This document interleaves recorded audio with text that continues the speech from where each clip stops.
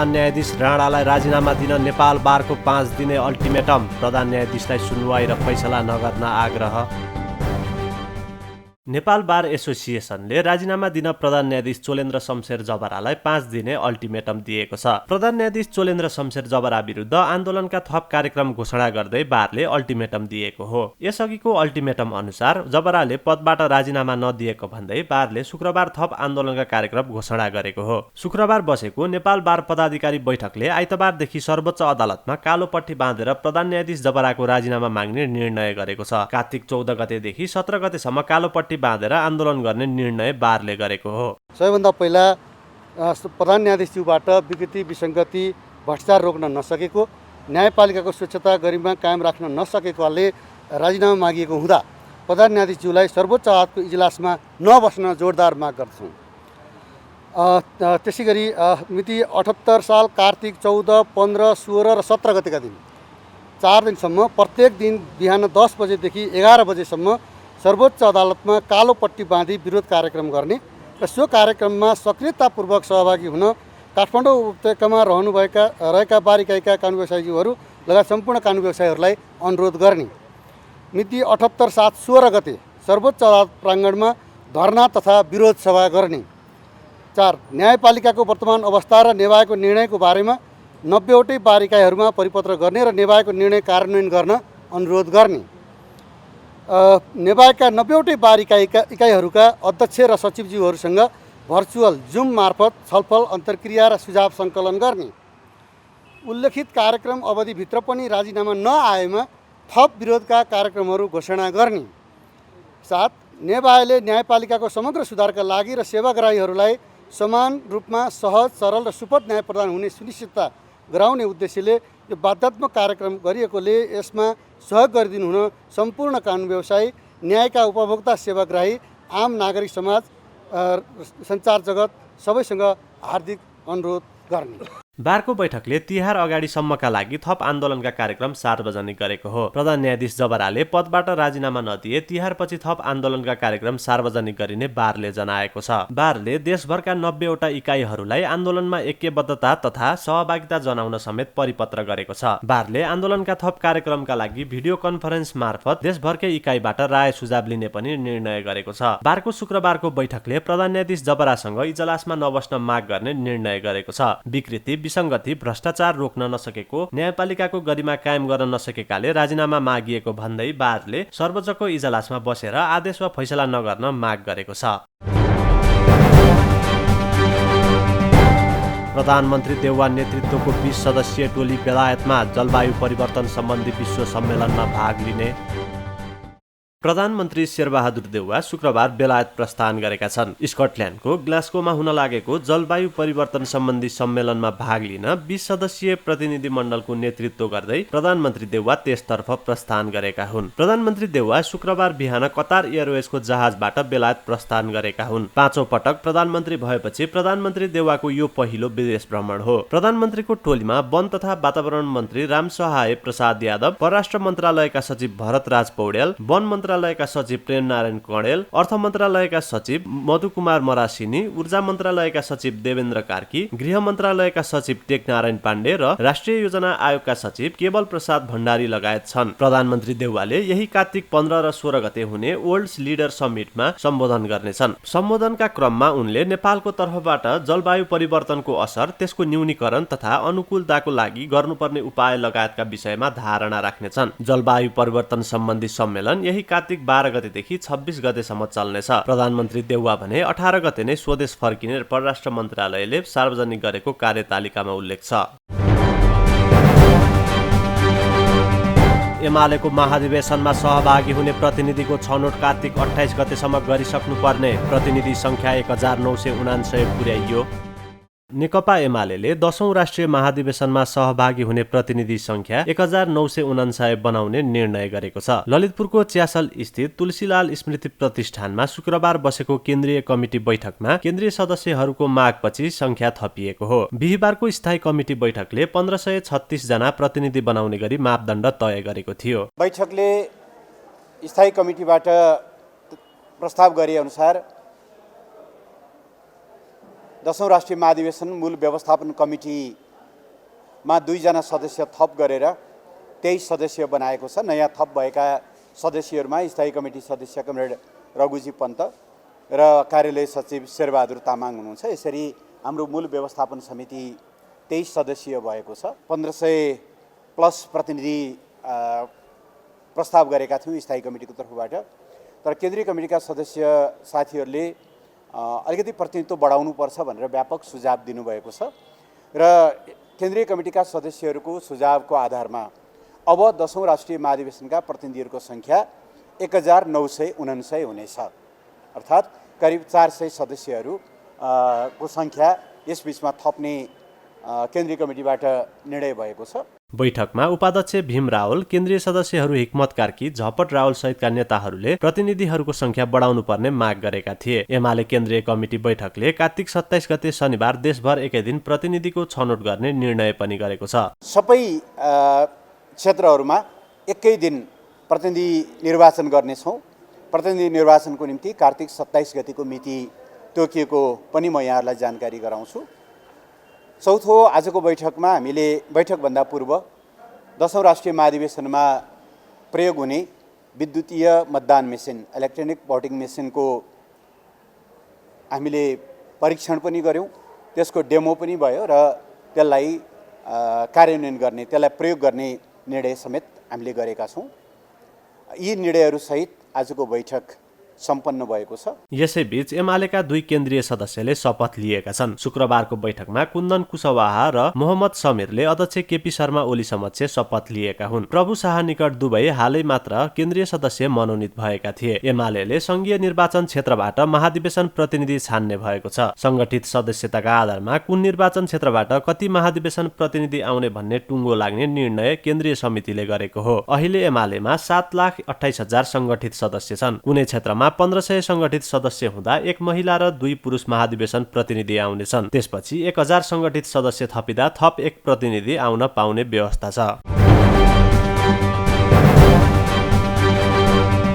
चुनावमा गठबन्धन दल एक भएर जाने माओवादी अध्यक्ष दाहालको उद्घोष। 3 तहको चुनाव एकै पटक गर्न नेपालको प्रस्ताव।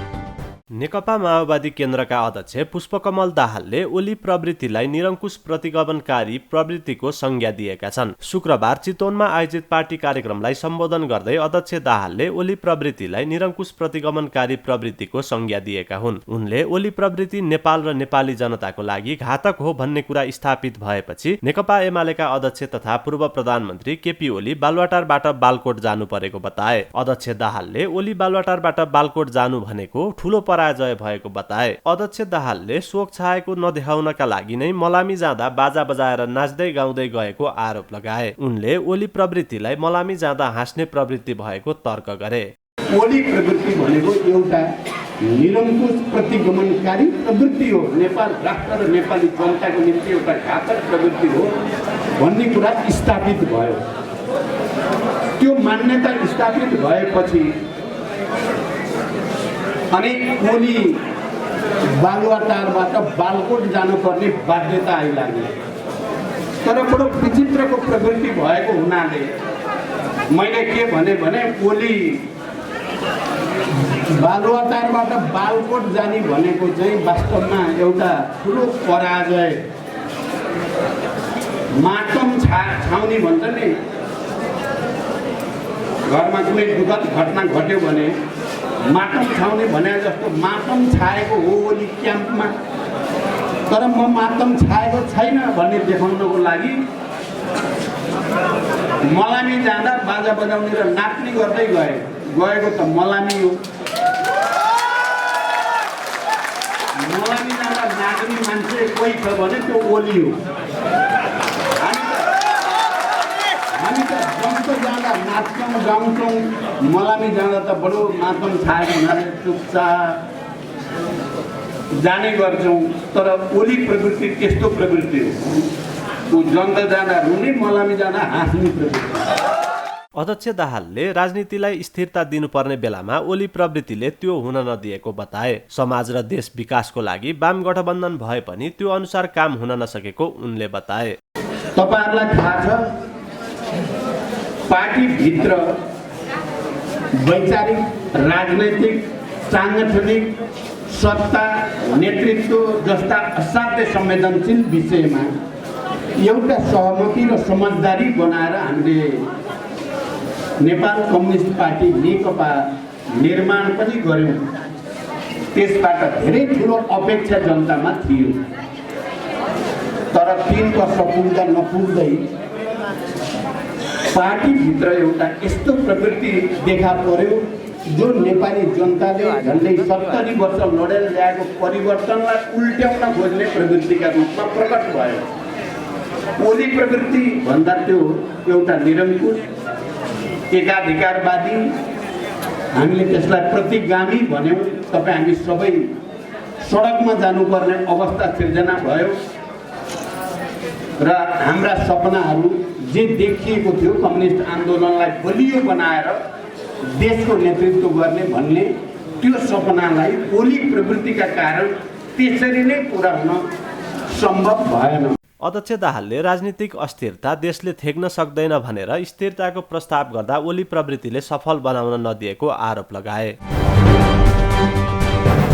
नेकपा एकीकृत समाजवादी पार्टीका अध्यक्ष माधव कुमार नेपालले 3 तहको निर्वाचन एकै पटकमा गर्दा राष्ट्रको सम्पत्ति जोगिने बताएका छन्। पार्टी कामको सिलसिलामा पोखरा पुगेका अध्यक्ष नेपालले नेपाल पत्रकार महासंघ गण्डकी प्रदेश समितिले आयोजना गरेको पत्रकार भेटघाट कार्यक्रममा बोल्दै स्थानीय प्रदेश र प्रतिनिधि सभाको निर्वाचन एकै पटक गर्न सके खर्च कम हुने बताएका हुन्। उनले एकै पटक 3 तहको निर्वाचन गराउन सके राष्ट्रको सम्पत्ति जोगिने बताए। बरु मैले सोच्दैछु कति मिल्छ कि मिल्दैन छलफल गर्नु पर्ला। यो सबै चुनाव एकैचोटि गराइदिनुपर्छ कि क्या भन्नु लाग्छ।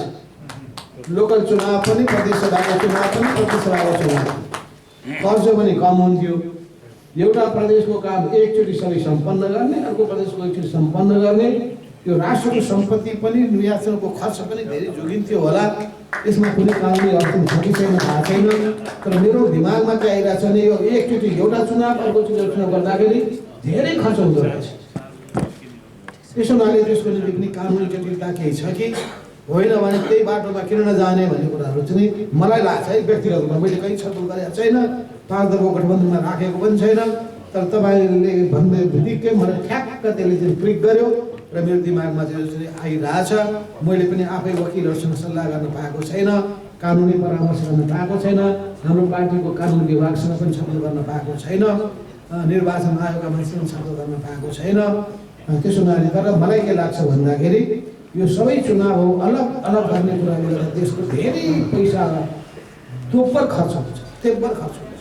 अध्यक्ष नेपालले आफ्नो समूह छाडेर एमालेमा बस्ने नेताहरूको हरिबिजोग हुने बताए। एमालेमा कुनै नीति र विधि नभएको उल्लेख गर्दै उनले त्यहाँ रहनेहरू निजी कम्पनीको सदस्यका रूपमा रहने जिकिर गरे। केपी ओली प्रति वफादार नहुनेहरूको हरिबिजोग हुने उनको तर्क छ। कतिपय साथीहरू हुनुहुन्थ्यो, मैले पटक पटक भन्दै कि बालुवा फैलेर त्यही निस्किनेवाला छैन भन्दै मेरो भनाइ तपाईँले पटक पटक सुन्नुहुन्थ्यो होला, केही निस्किनेवाला छैन। आज सुधारौँलाबाट गएका साथीहरूको हरिबिजोग भइरहेछ, देखिरहनु भएको छ। भनेपछि राजनीतिमा दूरदर्शिता पनि चाहिन्छ। सबै चुनौतीहरू हुन्छन् भन्ने कुराको हेक्का राख्नु पनि पर्ने हुन्छ र चुनौतीको सामना गर्नुपर्छ भन्ने कुरामा मानसिक रूपमा तयार हुनुपर्दछ र त्यो चुनौतीलाई पार गर्न सकिन्छ, सफलता हासिल गर्न सकिन्छ भने आत्मविश्वास पनि चाहिन्छ। यी छैनन् भने तपाईँले राजनीति मात्रै होइन कुनै पनि यात्रामा अगाडि नबढेको हुन्छ। कुनै पनि यात्रा सहज हुँदैन। कोलम्बसको यात्रा सहज थियो। कमसेकमको नीति र विधिहरू मन पर्दै उहाँको आफ्नै नीति र विधि छ र त्यसमा बसेका मान्छे उहाँको निजी कम्पनीका सदस्यको रूपमा रहन बाध्य हुनेछन्। त्यो कुनै सामूहिकताको सिद्धान्तबाट चल्दैन, त्यसले कमिटी प्रणालीलाई पालन गर्ने छैन। त्यहाँ केपी ओलीप्रति वफादार भएसम्म बस्न पाइन्छ, वफादार भएन भने उसको हरिबिजोग हुनेछ। त्यो भोगिँदै आएको कुरा एमाले छोडे त्यति उनीहरूको भविष्य सुरक्षा होइन। सुनाइदिनुहोस्, एमालेमा बस्नेहरूको हरिबिजोग हुनेवाला छ, त्यसको भविष्य नै छैन। अब टर्च गरेर खोज्नुपर्ने हुन्छ कहाँ छ एमाले केपी ओली सँगसँगै त्यो सधैँ जान्छ। अध्यक्ष नेपालले एमाले छाड्नेहरूको भविष्य सुरक्षित रहने पनि बताए। एमालेमा बस्नेहरूको भविष्य नभएको भन्दै उनले अब एमालेलाई टर्च बालेर खोज्नुपर्ने स्थिति आउने बताए। ओलीसँगै एमाले पनि सकिने उनको भनाइ छ। नेपाल बारमा प्रधान न्यायाधीश समर्थक र विरोधी दुई कानुन व्यवसायी बीच कुटाकुट। सीके राउतका कार्यकर्ताले धनुषामा शिक्षकलाई कालो मसो दले।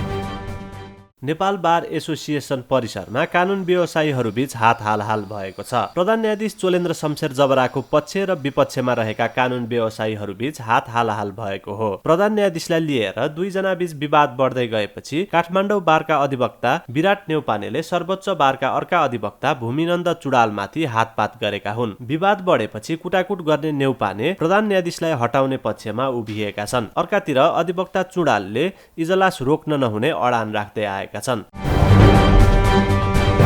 सीके राउत नेतृत्वको विद्यार्थी संगठनले धनुषाको सबैला नगरपालिका स्थित एक विद्यालयका प्रधानाध्यापकलाई जनकारबाही भन्दै कालो मसो दलेका छन्। शुक्रबार सबैला स्थित फकीरचन्द उच्च मावि बरकुरुवा रघुनाथपुर धनुषाका प्रधानाध्यापक बैजू शाहलाई विद्यार्थीहरूले दुर्व्यवहार सहित कालो मसो दलेर जनकारबाही गरेका हुन्। उनीहरू 5 सूत्रीय विभिन्न माग राख्दै 4 दिनदेखि आन्दोलनरत छन्। विद्यार्थीहरू नियमित पठन पाठन हुनुपर्ने र शिक्षाको व्यवस्थापन हुनुपर्ने, विभिन्न शुल्कको नाममा लिइएको रकमको बिल विद्यार्थीहरूले पाउनुपर्ने, कक्षा 11 र 12 का विद्यार्थीहरूले पुस्तक पाउनुपर्ने, विद्यालयका नाममा आएका सामग्रीहरू विद्यालयमा राख्नुपर्ने, विद्यालय सुधारका लागि सरोकारवालाहरूको बृहत भेला गरी अन्य विषयहरूमा निर्णय लिनुपर्ने लगायतका माग राखी 4 दिनदेखि आन्दोलनरत थिए।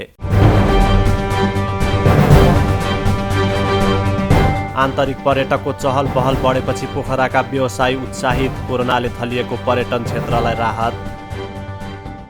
पोखरामा आन्तरिक पर्यटकको चहल पहल बढ्न थालेको छ। कोभिड-19 का कारण लामो समयदेखि सुनसान रहेको पोखराको पर्यटन क्षेत्रमा आन्तरिक पर्यटकको भिडभाड हुन थालेको हो। अहिले पोखराको मौसम पनि निकै खुलेको छ। माछापुच्छ्रे र अन्नपूर्ण लगायत हिम श्रृङ्खलाका मनमोहक दृश्य हेर्न प्रकृति प्रेमी पर्यटकले पोखरालाई रोजाइको गन्तव्य बनाउने गरेका छन्। सधैँ विदेशी पर्यटकले भरिभराउ हुने लेकसाइड र आसपासका क्षेत्रमा कोरोना संक्रमण कम भएसँगै लामो समयपछि आन्तरिक पर्यटकको चहल पहल देखिन थालेको पर्यटन व्यवसायी सोम थापा बताउँछन्।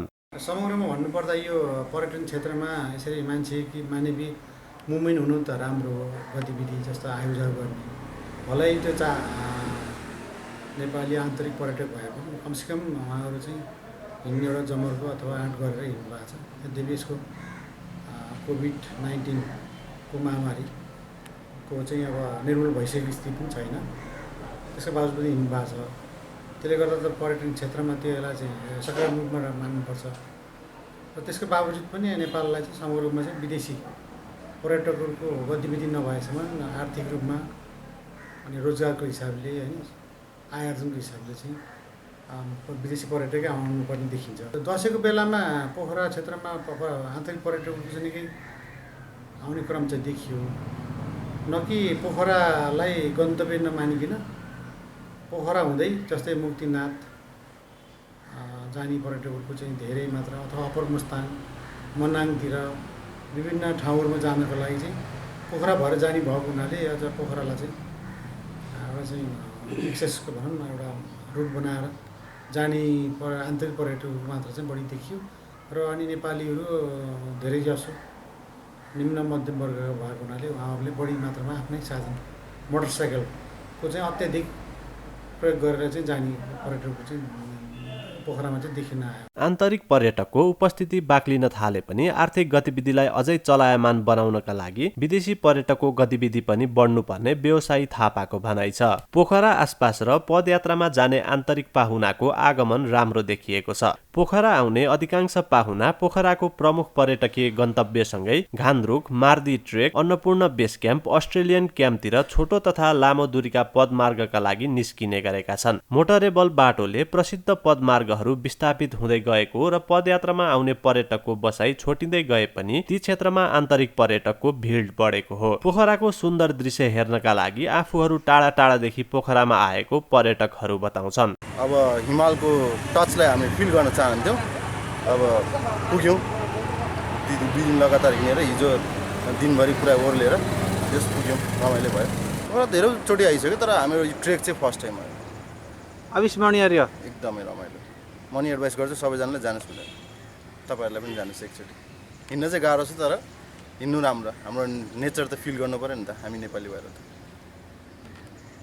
यो बिदाको समय उपयोग गर्नुभयो कि बिदाको समय म बाहिरै बस्छु, कतारमा बस्छु म कतारबाट यहाँ आएको थिएँ 1 महिना छुट्टीमा लागि, अनि हामी ट्रेक गर्ने प्लान गऱ्यौँ सबै घुम्नु। यहाँ पे कोरोना जैसा कोई भी वो नहीं है, ठीक है। यहाँ पे बहुत अच्छा लगा घूमने में और एटमॉस्फेयर नेपाल का वो बहुत अच्छा है। नहीं, मैं यहाँ तीसरी बार आया हूँ और पहले यहाँ मैं आ रहा था तो मुझे भी लग रहा था कि हाँ कोरोना का यहाँ तो बहुत ज़्यादा वो होगा, प्रकोप होगा, लेकिन ठीक है, ऐसा कुछ नहीं है। मैं काठमांडू गया हूँ, काठमांडू से फिर पोखरा आया। मैं वैक्सीनेटेड हूँ और इंडिया में पहले वैक्सीनेशन हो चुका है। पोखरामा हाल निजी क्षेत्रको 5 अर्ब रुपैयाँ बढीको पर्यटन क्षेत्रमा लगानी रहेको छ। करिब 700 पर्यटकीय होटल सञ्चालनमा छन्। कोरोनाका कारण सबै होटल भने खुलिसकेका छैनन्। कोरोनाका कारण सुस्ताएको पर्यटन क्षेत्रमा गति लिन अझै केही समय लाग्ने भए पनि आन्तरिक पर्यटकको आगमनले यस क्षेत्रलाई केही राहत मिलेको छ। नेपाल पर्यटन बोर्ड गण्डकी प्रदेशका प्रमुख काशीराज भण्डारी पर्यटन क्षेत्रले कोभिडका कारण निकै कठिन समय गुज्रिसकेको भए पनि अब बिस्तारै लयमा आउने विश्वास व्यक्त गर्छन्। पोखरामा आन्तरिक पर्यटक आउँदा यसले पर्यटन क्षेत्रलाई राहत दिएको उनको भनाइ छ।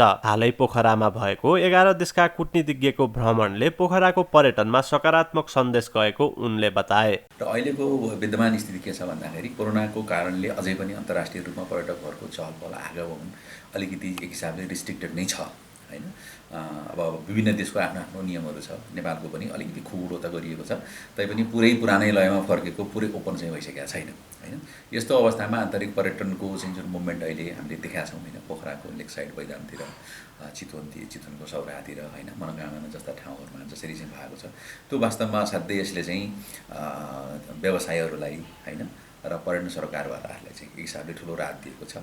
र हामी पर्यटन बोर्ड जस्तो संस्थाले पनि कसरी बढीभन्दा बढी पर्यटक आन्तरिक पर्यटकहरू यो स्वास्थ्य सुरक्षा सम्बन्धी मापदण्ड पालना गर्दै कोरोनालाई चाहिँ फेरि चाहिँ एकदम भनौँ न तेस्रो लहर नआओस् भन्ने जुन चाहिँ ऊ छ त्यसलाई मध्यनजर गर्दै आन्तरिक पर्यटकको चाहिँ मुभमेन्टलाई हामी बढाउने किसिमका कार्यक्रमहरू गरेका छौँ। र अन्तर्राष्ट्रिय उसको हकमा पनि तपाईँले अस्ति देखिसक्नुभयो, हामीले चाहिँ 11 देशका राजदूत हैन अरू 10 भन्दा बढी चाहिँ अन्तर्राष्ट्रिय विभिन्न संस्थाका प्रमुखहरूलाई पोखरा ल्याएर भ्रमण गरायौँ सेप्टेम्बर 27 विश्व पर्यटन दिवसको अवसरमा। त्यसले पनि एउटा मेसेज दिएको छ, पोखरा इज सेफ, गण्डकी प्रदेश इज सेफ हैन, सुरक्षित छ। पर्यटन बोर्डले स्वास्थ्य सुरक्षाको मापदण्ड अपनाएर बढीभन्दा बढी आन्तरिक पर्यटकहरूलाई भित्र्याउने खालका कार्यक्रमहरू गरेको उनले बताए। पर्यटकको आगमनसँगै पोखराको फेवातालमा डुङ्गा सयर, प्याराग्लाइडिङ लगायतका साहसिक खेलमा भिडभाड बढेको छ। अर्थमन्त्री जनार्दन शर्माले देशको अर्थतन्त्र वृद्धि गर्न धेरै उद्योग धन्दाहरू सञ्चालन गर्नुपर्ने बताएका छन्। शुक्रबार 14औं गोदावरी पुष्प प्रदर्शनी 2078 को उद्घाटन गर्दै अर्थमन्त्री शर्माले देशको अर्थतन्त्र वृद्धि गर्न धेरै उद्योग धन्दाहरू सञ्चालन गर्नुपर्ने बताएका हुन्। उनले देशको अर्थतन्त्रलाई बलियो बनाउन उद्योग धन्दा र खेतीपातीलाई सरकारले प्रोत्साहन गरिरहेको बताए। उनले हरेक क्षेत्रमा काम गर्नेहरूले आफ्नो ठाउँबाट आफू आत्मनिर्भर बन्छु भन्ने सोच्नुपर्ने बताए। देशको अर्थतन्त्र वृद्धि गर्नलाई यहाँ उद्योग धन्दाहरू चाहिन्छ, यहाँ खेतीपातीहरू चाहिन्छ, यहाँ अरू सबै हाम्रा आफ्ना उत्पादित वस्तुमाथिको व्यवसाय चाहिन्छ। ती व्यवसायलाई प्राथमिकता दिने कुराहरू नै अहिलेको मुख्य कुरा हो। त्यस कारणले उत्पादनमुखी अर्थतन्त्र निर्माण गरेर मात्रै हामी आत्मनिर्भर हुन सक्छौँ। अरू कुनै उपाय छैन हामी आत्मनिर्भर हुनका लागि। आज हाम्रो विद्युत खेर गइरहेको छ, ठुला उद्योगहरू यहाँ बनाएनौँ भने विद्युत कहाँ लैजाने, के गर्ने? भर्खरै थोरै मात्र 2000 मेगावाट बन्दैछ। हाम्रो 50, 60, 100 megawatt, lakh megawatt, 1 lakh megawatt बनाउने हाम्रा क्षमताहरू छन्, तर हामी 2000 मेगावाटमै कहाँ विद्युत खर्च गर्ने भन्ने प्रश्न गर्न थालेका छौँ। जति पनि विद्युत खपत हुन्छ यहाँ 10,000 मेगावाट अझै पनि यहाँ आवश्यक छ, तर त्यसको उचित व्यवस्थापन, उचित समायोजन र त्यो खालको उत्पादनमुखी कामहरूलाई अगाडि बढाउने क्रममा ती कुराहरू सम्भव छन्। त्यसकारण त्यतातिर ध्यान दिनुपर्छ, त्यतातिर जोड दिनुपर्छ र त्यसको लागि कच्चा पदार्थहरू हाम्रै आफ्नै कच्चा पदार्थमा आधारित उद्योगहरू वा विदेशबाट कच्चा पदार्थ ल्याएर यहाँ राम्रो त्यसको मूल्य वृद्धि गरेर भ्यालु एड गरेर खोलिने उद्योगहरूलाई प्राथमिकता दिने सरकारको नीति छ। त्यस्तो उद्योगहरू खोल्नेहरूलाई कच्चा पदार्थ ल्याउने वा कच्चा पदार्थ आफ्नैमा आधारित गर्ने उद्योगहरूलाई भारी छुट दिने निर्णय हामीले गरेका छौँ। अर्थमन्त्री शर्माले नेपालमा पुष्प खेतीको आकर्षण बढ्दै गएको बताए। उनले पुष्प व्यवसायले देशको अर्थतन्त्रलाई बढाउने बताउँदै जनताको पसिनाबाट उठाइएको राजस्व जनताकै लागि खर्च गर्ने बताए। उनले नेपाल अर्को वर्षसम्म फूलमा आत्मनिर्भर हुनुपर्ने बताए। यहाँहरूलाई थाहा छ बेमौसमी वर्षा भएर ठुलो जनधनको क्षति भएको छ, भाउ वस्तुको क्षति भएको छ, खेतीपातीको क्षति भएको छ, पूर्वाधारको क्षति भएको छ। देशले फेरि ठुलो क्षति बेहोर्यो। एकातिर कोरोनाको कालमा लकडाउन गर्नु पर्दाका हाम्रा क्षतिहरू, त्यसपछि आएको अहिलेको बाढी पहिरोले गरेको क्षति फेरि हाम्रो लागि धेरै भारी परेको छ। रणनीतिक रूपले हामीलाई धेरै हाम्रो अर्थतन्त्रमा, हाम्रो विकासमा, आर्थिक वृद्धिमा ठुलो असर पर्ने हामीले देखेका छौँ र त्यो भोगिरहेका छौँ। र यो क्षतिलाई सम्बोधन गर्दा हिजो मात्रै नेपाल सरकारको तर्फबाट घोषणा गरिएको छ किसानहरूलाई केही राहत उपलब्ध गराउने। धानको ठुलो क्षति भएको छ, पशुको क्षति भएको छ, त्यो क्षतिलाई राहत दिने घोषणा पनि हामीले हिजो मन्त्री परिषदबाट निर्णय गरेर घोषणा गरेका छौँ। सकभर राज्यसँग भएको, जनताले तिरेको कर, जनताको पसिनाबाट प्राप्त भएको यो के अरे एउटा राजस्वलाई, अर्थतन्त्रलाई हामी जनताकै हितमा प्रयोग गर्न चाहन्छौँ। र अहिले सबभन्दा पहिले धान बाली गुमाएर सङ्कटमा परेका किसानहरूलाई भोकमरीमा पर्न नदिनका लागि केही राहतहरूको व्यवस्था गरिएको छ। धेरै मृतक परिवारहरू छ, धेरै बेपत्ता भएको छ। यी दुःखहरू, कष्टहरू थपिँदै जाँदा अर्थतन्त्रमा पनि ठुलो सङ्कटहरू पैदा हुँदै गइरहेको छ। यस अर्थबाट यी कुराहरूलाई एकातिर सम्बोधन गर्नुपर्ने छ। र सँगसँगै म यहाँ कुरा पुष्पकै गर्दै थिएँ। फुल र मानव सभ्यताको सम्बन्ध, हाम्रो संस्कृतिसँगको सम्बन्ध हो। कतिपय देशमा फुलको सम्बन्ध व्यवसायसँग मात्रै होला, कतिपय समाजमा, तर हाम्रो समाजमा व्यवसायसँग मात्रै छैन, हाम्रो संस्कृतिसँग पनि यसको सम्बन्ध छ। अर्थमन्त्री शर्माले फूल र मानिसको सम्बन्ध जीवनकालसम्म भएको बताउँदै फूल अन्य देशमा व्यापारमा मात्रै जोडिए पनि नेपालमा संस्कृतिसँग जोडिएको उल्लेख गरे। उनले सरकारले काठमाडौँ उपत्यकामा 12वटा पार्क बनाउने योजना अघि सारेको स्पष्ट पारे। भूमि व्यवस्था, सहकारी तथा गरिबी निवारण मन्त्री शशि श्रेष्ठले भू-उपयोग ऐनले तर्जुमा गरेको उद्देश्य पूरा गर्नका लागि नियमावली परिमार्जन गर्ने गरी छलफल अगाडि बढाएको बताएकी छन्। शुक्रबार कृषि, सहकारी तथा प्राकृतिक स्रोत समितिको बैठकमा बोल्दै मन्त्री श्रेष्ठले भू-उपयोग नीति र भू-उपयोग ऐनले राखेको उद्देश्य हासिल गर्नका लागि र ऐनलाई व्यवहारमा कार्यान्वयनका लागि केही व्यवहारिक कठिनाइहरू रहेको बताइन्। उनले ती कठिनाइहरूलाई हटाउनका लागि नियमावलीमा परिमार्जन गर्न छलफल भइरहेको उल्लेख गरिन्। जुनसुकै ऐन बन्दाखेरि पनि ऐन अन्तर्गतको चाहिँ नियमावलीहरू, कार्यविधिहरू, निर्देशिकाहरू, दिग्दर्शनहरू चाहे जेसुकै नाममा होस्, यो चाहिँ बनेको बेलामा त्यो चाहिँ कार्यान्वयनको लागि हो भन्ने कुरा हामीले बिर्सनु हुँदैन। र त्यसले चाहिँ एउटा परिणाम ल्याउने किसिमले जनताले यो मेरो लागि बनेको हो भन्ने परिवर्तनको अनुभूति गर्ने हिसाबले हुनुपर्छ भन्ने हाम्रो मान्यता रह्यो। र त्यही अनुसारले अहिले केही चाहिँ कुराहरू यसलाई कार्यान्वयन योग्य बनाउनको लागि केही चाहिँ विषयहरू थप्नुपर्छ कि भन्ने हिसाबबाट छलफल गरिएको छ, परामर्श गरिएको छ। यो अलमोस्ट सकिएको छ, यो छिटै आउँछ। मैले यति कुरो यहाँहरूको बिचमा चाहिँ राखेँ र यो तुरन्त हुने बित्तिकै यो प्रक्रिया अन्तर्गत मन्त्री परिषदमा चाहिँ हामी लगी नै हाल्छौँ। यो कुनै विलम्ब नगरिकन गरिरहेका छौँ, गर्छौँ, यसलाई छिटो सम्पन्न गर्छौँ भन्ने कुराहरू राख्न चाहे। मन्त्री श्रेष्ठले मन्त्रालय अन्तर्गतको जुन कुनै आयोगहरूले विगतमा राष्ट्रहित र जनहितको पक्षमा काम गरेको छ भने त्यसको स्वामित्व आफूले लिने बताइन्। राम्रा कुराहरूलाई कार्यान्वयन गरेर लैजाने र त्यसैको आधारमा अगाडि बढ्ने उनले बताइन्। जुन कामहरू विगतका आयोगहरू, विभिन्न नाममा गठन भएका आयोगहरूले जनताको पक्षमा, राष्ट्रको पक्षमा, राष्ट्रहित र जनहितको पक्षमा चाहिँ गरेको छ भनेदेखि त्यो कुराले निरन्तरता पाउँछ, त्यसको स्वामित्व मैले लिन्छु भन्ने कुराहरू गरेको हो। त्यो कुरो म यहाँ अहिले पनि दोहोऱ्याउन चाहन्छु। जो कसैले गरेको भए पनि जनताको पक्षमा भएको, देशको पक्षमा भएको कुराको स्वामित्व ग्रहण गरिन्छ। राम्रा कुराहरूलाई कार्यान्वयन गरेर त्यसैको जगमा, त्यसलाई आधारमा मानेर त्यसैबाट चाहिँ अगाडि बढ्ने कुराहरू गरिन्छ। मैले यहाँ माननीय सदस्यहरूको अगाडि पनि सबैको अगाडि यही कुरो मैले निवेदन गरेँ। बैठकमा बोल्दै राष्ट्रिय भूमि आयोगका अध्यक्ष केशव निरौलाले भूमिहीनहरूको नाम कम्प्युटर सफ्टवेयर सिस्टममा प्रवेश गराएको बताए। आयोगले आन्तरिक गृह कार्य गरिरहेको, सरकारी ऐन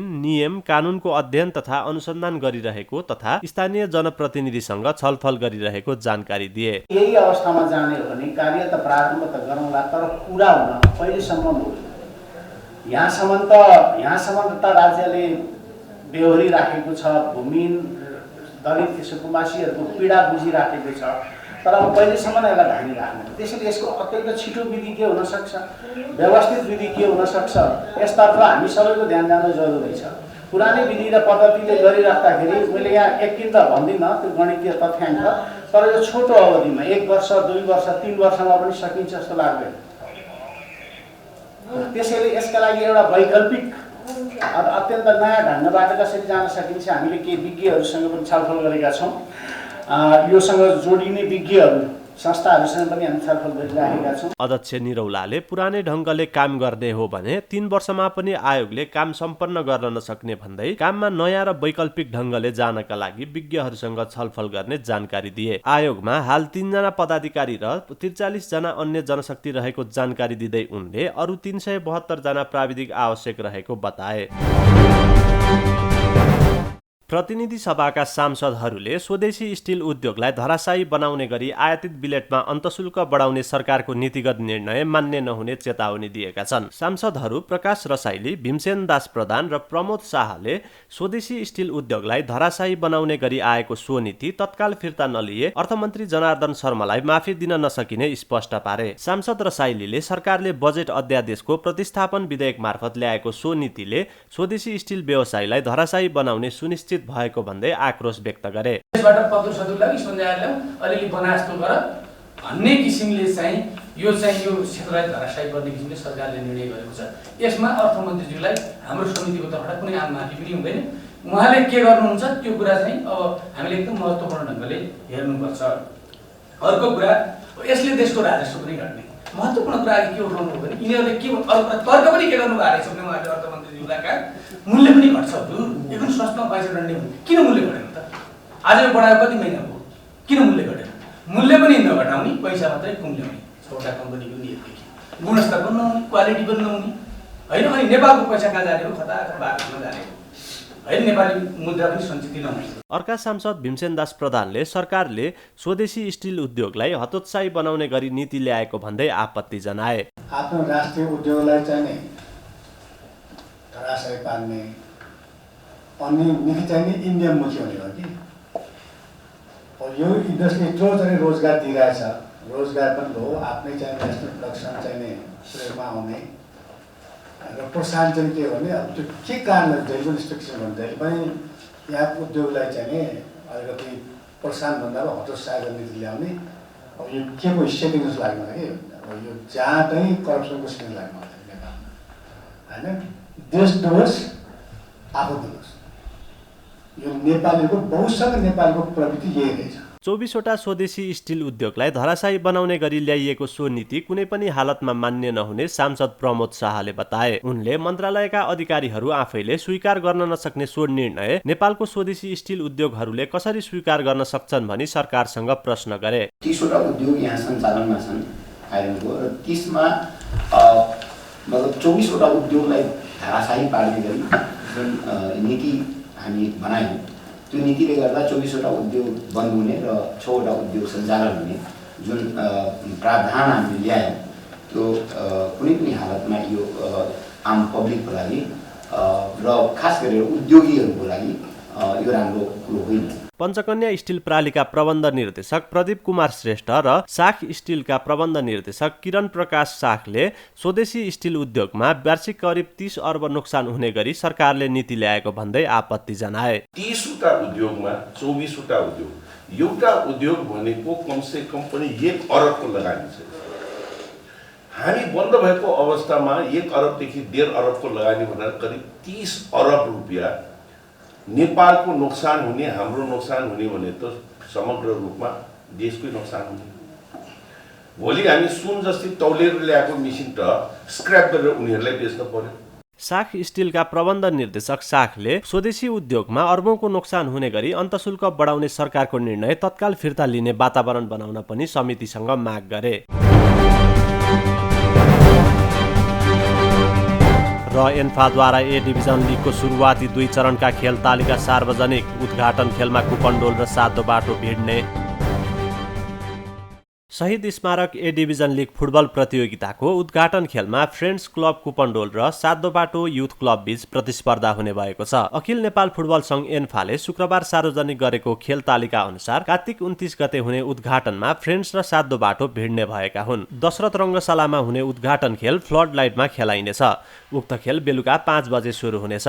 सातो बाटोले पहिलो पटक ए डिभिजन लिग खेल्न लागेको हो। सातो बाटो बी लिगको च्याम्पियन बन्दै शीर्ष डिभिजनमा बढुवा भएको हो। पहिलो चरणका अन्य खेल दशरथ रङ्गशाला र एन्फा दुवै मैदानमा हुनेछ। दिउँसो 12 बजेको खेल एन्फा कम्प्लेक्समा हुनेछ भने दिउँसो 3 बजेको खेल दशरथ रङ्गशालामा हुनेछ। लिगको तेस्रो चरण पछिका खेल भने च्यासल स्थित टेक्निकल सेन्टर र मनाङका केही खेल पोखरा रङ्गशालामा खेल्ने सम्भावना पनि रहेको छ। एन्फाले हाललाई सुरुवाती 2 चरणको मात्र खेल तालिका सार्वजनिक गरेको छ। त्यसपछि कसले कुन टोलीसँग खेल्ने पक्का भए पनि मिति भने पछि मात्र तोकिनेछ। फागुन 14 गतेसम्म हुने लिगमा ए डिभिजनका 14 क्लबले प्रतिस्पर्धा गर्नेछन्। लिगमा कुल 91 खेल हुनेछ। लिगका खेलहरू रङ्गशाला र एन्फा कम्प्लेक्समा हुनेछ। लिग विजेता टोलीले 75 लाख, उपविजेताले 50 लाख र तेस्रो हुने टोलीले 25 लाख रुपैयाँ प्राप्त गर्नेछन्। यसपटकको लिगको पुछारका 2 टिम रेलिगेसनमा पर्दै बी डिभिजनमा झर्नेछन्। अघिल्लो सिजनको उपाधि मछिन्द्र क्लबले जितेको थियो।